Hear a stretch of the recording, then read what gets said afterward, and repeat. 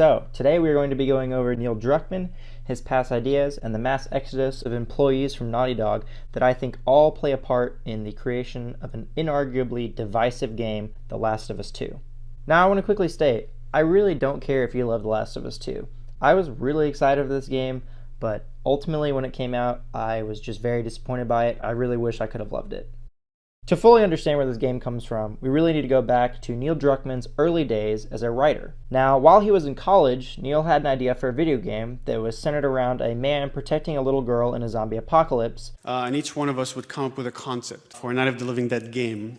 This was kind of the idea I was working on. You had this cop character, and he was trying to protect this girl in this world of zombies. And that was centered around switching between the two characters so that you could learn to empathize with both of them through gameplay. He had this heart condition, and every time this thing would act up, you would switch control between the cop and the girl. That was kind of the most interesting bit for me, is like that idea of using controlling a different character to kind of elicit empathy and make you view the two characters in different lights. We pitched that to George Romero, and he said, the idea was shot down. Then he graduated college and he got a job at Naughty Dog, and he began his career at Naughty Dog as a programmer, but on the side he kind of continued to work on this idea that would eventually go on to be kind of the foundations for The Last of Us. So in his original idea that he pitched to an indie game studio is a little bit different. The main characters were a very hardened criminal who lost his daughter. Dude was now a criminal who's lost his daughter, and in trying to protect this girl, he was trying to redeem his past. Who was also tasked with bringing a little girl to a safe location. It was mostly about him trying to get this girl to safety. And along the way, eventually his criminal past would catch up with him, and he would get tortured only to be saved by this little girl. At some point, his past catches up with him with his business partner. He gets tortured. She ends up killing the guy, and again, the role switch where she becomes the savior. Now, he pitched this idea to an indie game studio. Pitched together, I had a bunch of pages drawn. I had the script for like a 6-issue arc. I pitched it to an indie publisher, and he said... And they shot it down. So years down the road, this idea would be kind of refined by Bruce Straley along with Neil to form the basic outline for the original pitch for The Last of Us. A pitch that has some very eerily similar scenes from The Last of Us Part 2. Now, the basic premise of the game was similar. You know, Joel taking Ellie across the country to find a cure. Cure doctor tells Joel that he is going to have to kill Ellie to get the cure. Joel kills the doctor and then takes Ellie out. Now, the big difference was that Tess was actually looking for revenge against Joel because Joel killed her brother. And so Tess would eventually catch up to Joel at the end of the game and then would capture him and torture Joel, only for Ellie to come into the rescue and kill Tess right before Joel was executed. But again, Tess, this relentless force, slams into the truck. She's now with this their old gang, and they're trying to like get revenge on Joel, and they surround Joel and Ellie in this ranch house. Joel finds this air duct that only Ellie can fit through. Reluctantly, Ellie escapes. As Joel, you kind of have this climactic fight with your old gang, but eventually you get captured by Tess. She's willing to torture Joel to make him suffer, and just like she lost her brother, she wants to kill Ellie in front of him just to make him pay for that. And as Tess is finishing torturing Joel, she realizes he's not going to talk, and she levels a gun against his head, and on the gunshot, we slam to black. And then we're back with Ellie, and you're sneaking into the ranch house, you're climbing up the stairs where Joel is being tortured, and now you hear that conversation again where Joel was being tortured, and you realize you're back in time. And in fact, it's Ellie that bursts into the room right before Tess was going to shoot Joel, and she ends up shooting Tess. Any of that sound like Part 2? Yeah, it does to me too. And guess which part of the story got shut down? The revenge aspect. Neil came up with these ideas for a revenge plotline, taken straight from his earlier work, and Bruce was likely the one who removed them when you look back at their AMA back in 2014. So in responding to a fan talking about the Tess rumors that was the original antagonist of the game, Bruce says that those ideas were scrapped because revenge was ultimately not a strong enough motivation for someone to travel all the way across the apocalyptic country for an entire year. Then, Neil says there were some good parts of that revenge plot with Tess, but ultimately it wasn't strong enough. So Neil also says in the same AMA that he's pretty dark and that he wanted to kill Elena in Uncharted 2. Bruce was the one who would balance him out and push for more levity in his games. And I think that's kind of the key to Neil's success as a storyteller. He needed someone like Bruce to help filter his ideas. And so I think Neil held on to this idea for a revenge plotline, possibly even slightly bitter that everyone kept shutting it down. So Last of Us comes out, it's a huge success. I personally think it's one of the greatest games of all time. And now's where we start getting into the mass exodus of employees from Naughty Dog. So I think the downfall of Naughty Dog really began all the way back in 2014 when Amy Hennig, who is really the brains behind the Uncharted series, and in my opinion, kind of the main reason that Naughty Dog is as big of a studio as it is today, was allegedly forced out. She was the brains behind deconstructing the Indiana Jones franchise to create the Uncharted series, and was heavily involved with Uncharted 1, 2, and 3.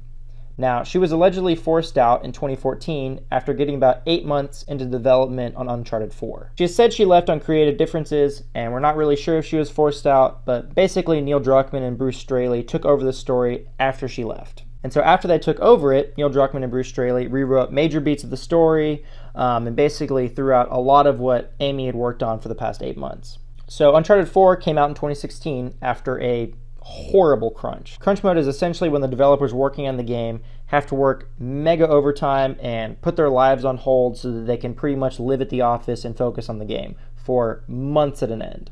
It's a pretty horrible practice that's very common in the gaming industry, but it's especially bad at Naughty Dog because they have become known for having very, very detailed and very polished games. And the way you get this detail and polish is through crunch. Now, it was very common for developers, the people who code and work on the games, to leave after one project at Naughty Dog. Some of their stories are pretty insane, like working 24-hour shifts, spending 12 hours a day at the office, working like that for months at a time. Now, like I said, Uncharted 4 had an especially big crunch because Neil Druckmann and Bruce rewrote a lot of the story aspects, but they didn't push back the release date for the game. And so they had to rewrite a lot of the story and then cram all of that in at the end still. So after that game came out, a ton of people at the studio quit. They lost nearly 70% of their entire development team. And then the co-president and Bruce Straley both decided to leave in 2017. Bruce would later say this was the best decision he's ever made. Now, The Last of Us 2 production really didn't begin until after Uncharted 4 was released in 2016.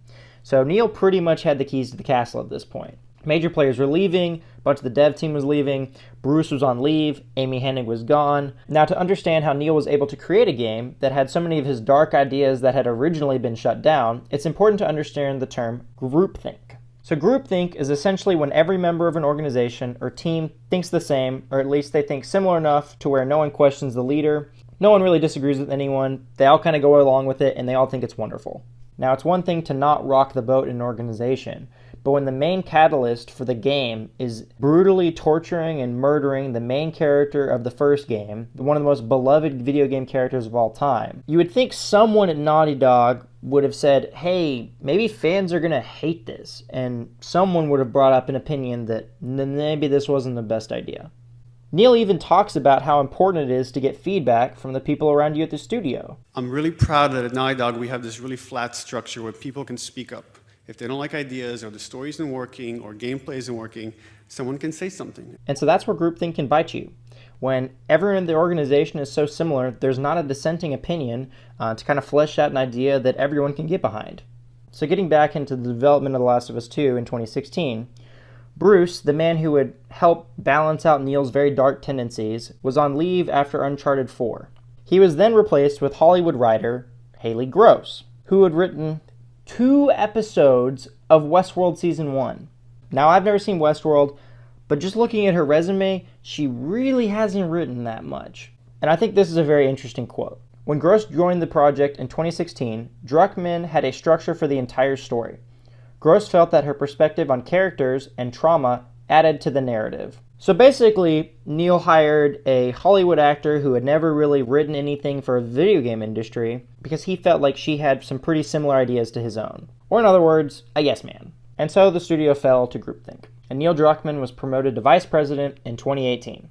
And so bringing all of these different plot points together, essentially what happened was that Neil's dark and revenge-oriented ideas for a game where you have to empathize with another character through gameplay, all of these ideas have kind of been festering for a very long time. And all of these ideas had been shut down or cut by someone, and I think after Amy Hennig left and Bruce left and the co-president left and they have mass exoduses of the employees and they're replacing all of their employees with very like-minded people, Neil didn't have anyone who said no to him anymore, and I think he's always kind of wanted to do this story, this revenge aspect of the story, and I think he felt like this was the opportunity to do it. And so, with no one left to say no, Neil's kind of dark and disturbing and kind of outlandish ideas get expanded upon, and then they're seen as this masterpiece by these like-minded people, and then The Last of Us 2 gets created, and the rest is history.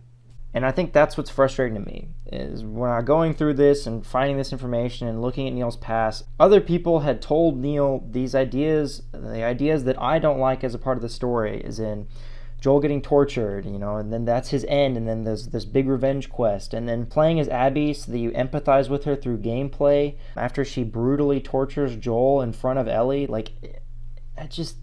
These ideas were ideas that other people shut down for a reason.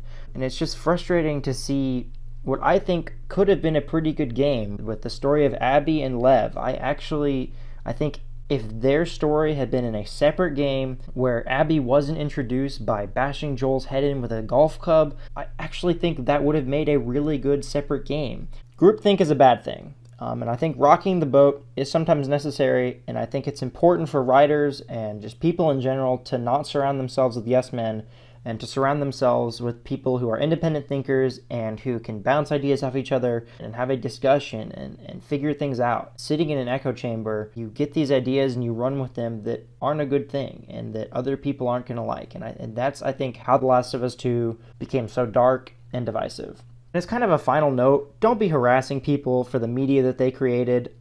Just because they created something that you don't like doesn't mean you can go harass them on the internet. No one deserves to be getting death threats. I firmly stand by that. Don't go do that. Now, this will probably be my last video on The Last of Us 2 because honestly, I'm really ready to play Ghost of Tsushima. That game looks very good, and I'm ready to kind of move on to something else. I feel like I've kind of said what I wanted to say about The Last of Us 2. Disappointed with it? Then yeah. Be on the lookout for Ghost of Tsushima videos because that is what I'm getting my hands into next. That's all I have for this one. Do me a favor, hit that subscribe button. We are really close to 1,000 subscribers. But as I promised, I'm going to do a face reveal. Eventually, it's going to happen, guys. Just keep subscribing and it'll happen. Let me know what your thoughts are down in the comments. And with that, I will catch y'all on the next one.